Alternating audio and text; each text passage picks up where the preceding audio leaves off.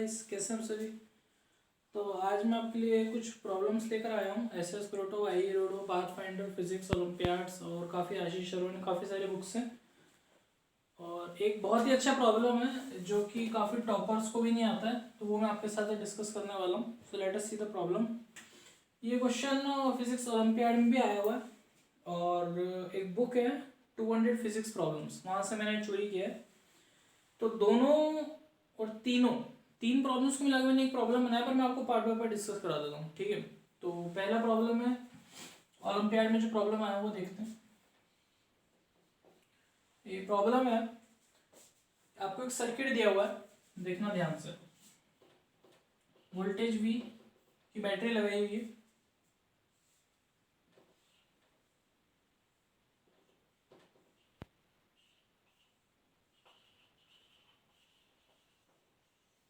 यहाँ पर एक इंडक्टर लगा हुआ है, यहाँ पर एक रेजिस्टर लगा हुआ है, यहाँ पे 3 पॉइंट्स के नाम दिए हुए हैं A B C, ठीक है।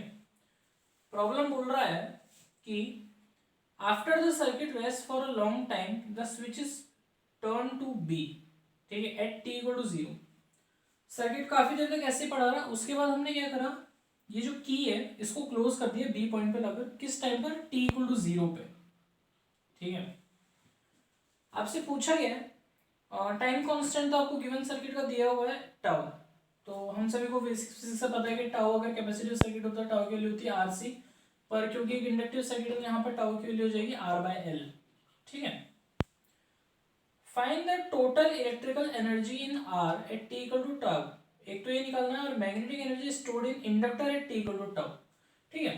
ये काम हमें करना है। अब अगर हम इसमें बेसिक से जाए इस प्रॉब्लम में, तो देखो, सपोज अगर मैं इसको C पॉइंट और B पॉइंट से कनेक्ट ना करते हुए A पॉइंट और C पॉइंट से कनेक्ट कर देता, एक्चुअली इंडक्टर में एनर्जी तो तब आई होगी जब करंट आया होगा, और करंट देने वाली यहाँ पर कोई भी सोर्स नहीं है सिवाय बैटरी के। तो आपने इसका मतलब काफी टाइम तक t इक्वल टू 0 से पहले भी आपने काफी टाइम तक इसको बैटरी से कनेक्ट करा हुआ था, और आपने रेजिस्टर में भी करंट फ्लो कराया, जिससे हीट डेवलप हुई होगी I²RT, जितना टाइम के लिए कराया।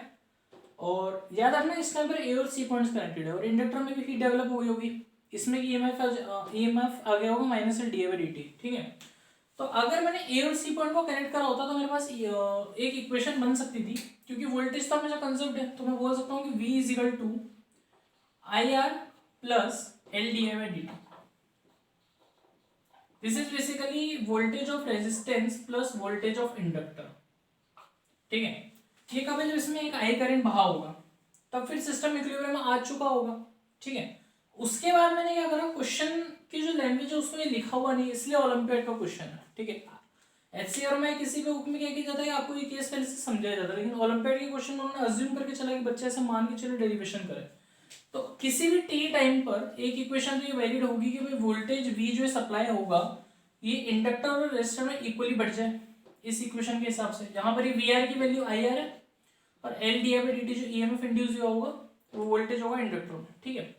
अब मैंने क्या करा, क्वेश्चन में t इक्वल टू 0 पे, ये सर्किट तो ऐसा ही होगा, t इक्वल टू 0 पे मैंने क्या करा, इस की को यहां से यहां पे कनेक्ट कर दिया।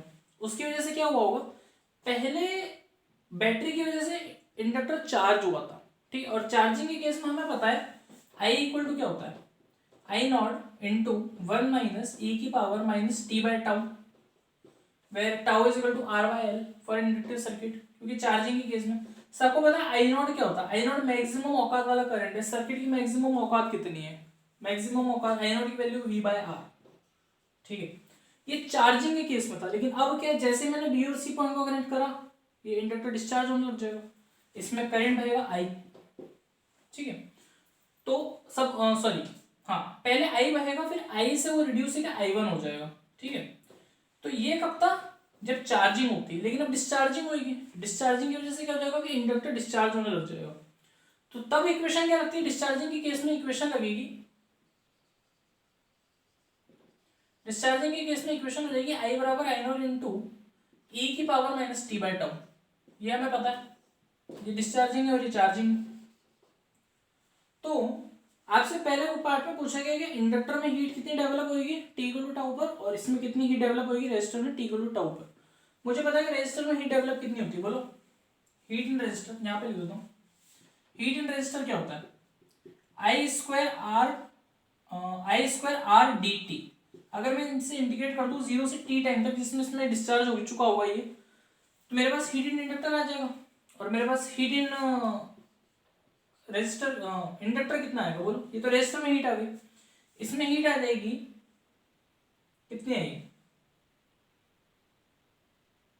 इंडक्टर में मैग्नेटिक एनर्जी स्टोर होती है हाफ एल आई स्क्वायर। अगर मैं इसे t टाइम तक इंटीग्रेट कर दूं तो क्या मेरे पास हीट इन इंडक्टर आ जाएगी। बस total heat dissipated in the circuit पूछे तो heat in inductor plus heat in resistor दोनों को आप जोड़ दीजिए बस। हालांकि वो ओलंपियाड में पूछा नहीं गया था, उन्होंने 2 पार्ट्स में पूछा था। और आप इसमें कुछ नहीं मत करिए, टी की वैल्यू को टाउ पुट कर दीजिए, ठीक है, क्योंकि टी इक्वल टू टाउ हमें पता है इसकी वैल्यू एल बाय आर। तो यहाँ से ये क्वेश्चन ओलंपियाड में आया हुआ है, काफ़ी अच्छा क्वेश्चन है।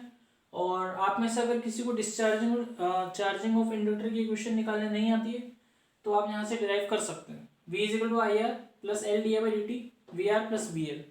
रेजिस्टर का इंडक्टेंस, रेजिस्टर और इंडक्टर दोनों का वोल्टेजेस का सम जो है बैटरी की ईएमएफ के बराबर होगा। तो यहाँ से क्वेश्चन आया, बहुत ही अच्छा क्वेश्चन है। पहले यहाँ पर चार्जिंग हुई, उसके बाद डिस्चार्जिंग हुई, ठीक है। डिस्चार्जिंग बच्चा लगाएगा तो तब जब उसे ये पता होगा कि भाई चार्ज कहाँ से आया, चार्ज जब आया जब करंट आया, और करंट इसे सिर्फ इस बैटरी ने दिया। तो ओलंपियाड वालों ने ये बदमाशी करी थी, इस क्वेश्चन में दिया नहीं कि बैटरी ने चार्ज करा, उन्होंने डायरेक्टली बोल दिया कि इन्फिनिटी टाइम के लिए छोड़ दिया और फिर सर्किट में बी और सी पॉइंट को कनेक्ट कर दिया। जबकि पहले ए और सी पॉइंट को कनेक्ट करना जरूरी था कि सर्किट में चार्ज आ जाए, उसकी वजह से इंडक्टर चार्ज हो जाए और फिर जाके वो डिस्चार्ज होगा जब हम बी और सी पॉइंट्स को कनेक्ट करेंगे। Thank you.